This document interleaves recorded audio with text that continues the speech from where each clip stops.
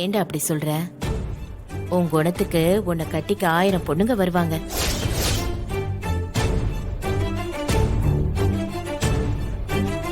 எனக்கு 1000 பொண்ணெல்லாம் வேண்டாம். அவன் என் வாழ்க்கையில இருந்தா அதுவே போதும்.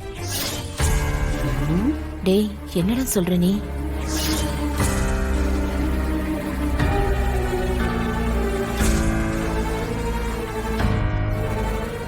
யாரையாவது லவ் பண்றியா?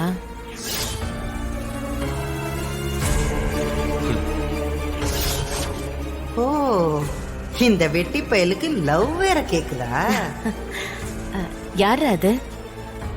சொல்லு ஜீவா, யார் அந்த பொண்ணு?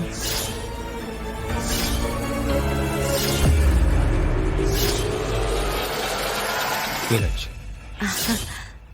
மீனாட்சியா?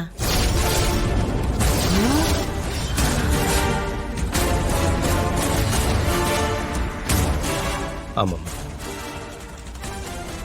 மீனாட்சி எனக்கு ரொம்ப பிடிச்சது.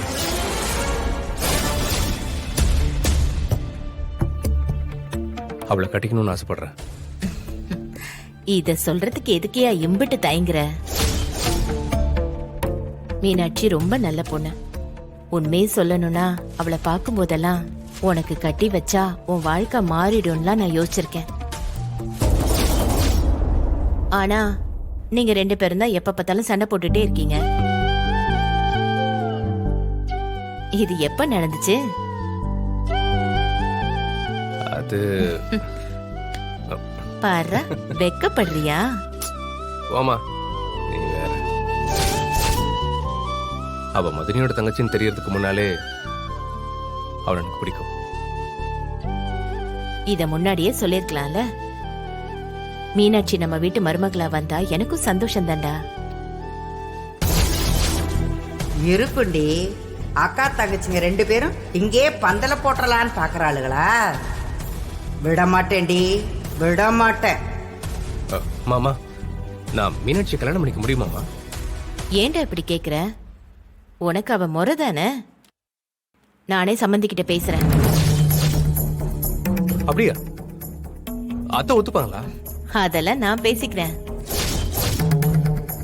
சரி சரி, வா இப்ப பேசலாம். வா டேய், இப்பவே வா. மா வாமா, நல்ல விஷயத்தெல்லாம் தள்ளி போடக்கூடாது, நீ தானே சொல்லுவ.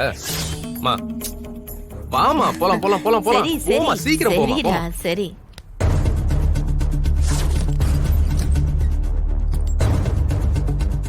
கொதிச்சு போய் நின்னுகிட்டு இருக்கேன். ஏன், என்ன ஆச்சு? இந்த ஜீவா பைய குடிய கெடுக்க பாக்குறான். அது அவன் எப்பவும் வழக்கமா பண்றதுதான். இப்ப என்ன புதுசா? அவன் லவ் பண்றானா? சும்மா சுத்துறவனுக்கு இதெல்லாம் வரும் நான் அப்பவே சொன்னேன். சரி, யார லவ் பண்றாரு தோர? யார் அந்த தியாகி? அவ தியாகி இல்ல, அகங்காரம் பிடிச்சவ. அதான் அந்த மீனாட்சி. மீனாட்சியா? அப்படியே இம்புட்டு பெரிய விஷயத்த சொல்லிட்டு சிரிக்கிற. பின்ன என்ன அம்மாச்சி சொல்றீங்க? நான் அன்னைக்கே உங்ககிட்ட சொன்னனா இல்லையா? எனக்கு என்னமோ சந்தேகமா இருக்கு. இவன் வேற அவ பின்னாடியே சுத்திட்டு இருக்கான்னு. நீங்க எங்க கேட்டிய? நீங்க என்ன நம்பல? அடியே, அவ என்னவோ செஞ்சு அவனை மயக்கிட்டாடி. இப்போ அவளைதான் கட்டுவேன்னு சொல்லிக்கிட்டு இருக்காண்டி. ஓ, தூரம் அவ்வளவு தூரம் போயிட்டாரா? ஆமா, உங்ககிட்ட சொன்னாங்களா? அவன் அவங்க ஆத்தாக்காரிட்ட சொல்லிக்கிட்டு இருந்தான். சக்திக்கும் கொழுப்பு அதிகமாயிடுச்சு. அந்த பொண்ணெல்லாம் வேண்டான்னு அவனுக்கு புத்திமதி சொல்லுவான்னு பார்த்தேன். சரி, இப்ப இவங்க 2 பேர் கிளம்பி போயிருக்காங்க. ஐயோ, என்ன சொல்றீங்க? விட்டா என்ன அவளை கல்யாணம் பண்ணி வீட்டுக்கே கூட்டிட்டு வந்துருவான் போல இருக்கே. அத ஒரு போது நடக்க நான் விட மாட்டேன். வெளியில இருக்கும் போதே நம்ம மானத்தெல்லாம் வாங்கினவ வீட்டுக்குள்ள வந்துட்டான்னு வையே, நம்ம எல்லாரையும் வெளியே அனுப்பிடுவான். ஆமா ஆமாச்சி, அன்னைக்கே உங்களை எப்படி வெளியில எல்லாரும் முன்னாடி வச்சு அவமானப்படுத்தினா? போதாக்கரைக்கு ஸ்கூல்ல வர உங்க கையால பரிசு அவளுக்கு கொடுக்கணும்னு சொல்லி வர அவமானப்படுத்தினா. இதுல அவளும் சேர்ந்து வீட்டுக்குள்ள வந்தான்னு வைங்க, அவ்வளவுதான். இவளுங்காட்ட தாங்க முடியாது. அந்த சுமதி செலவே இல்லாம 2 பொண்ணுங்களையும் என் வீட்டுக்கே தள்ளி விடலான்னு பாக்குறான்.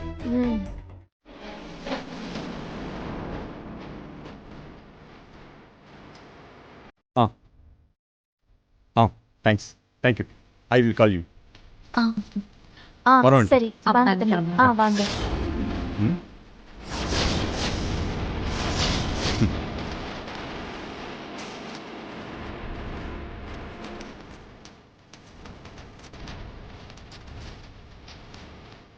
ம் பா ம் ம். ஆ பரவாயில்ல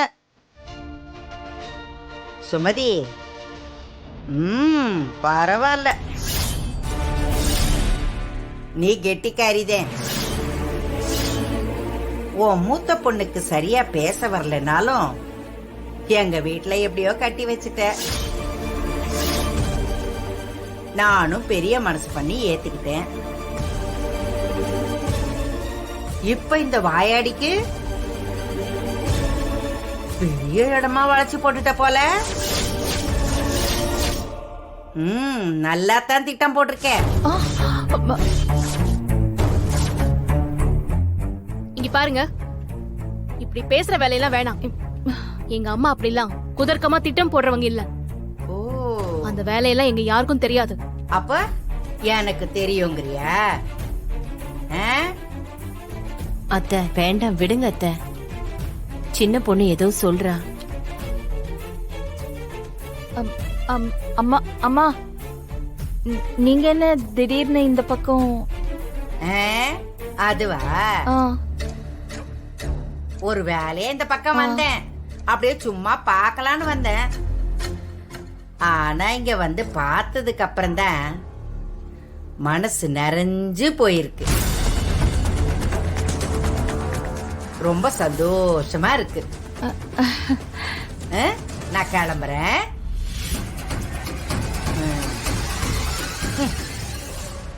உனக்கெல்லாம் ஒரு கல்யாணம் ஒரு கேடு.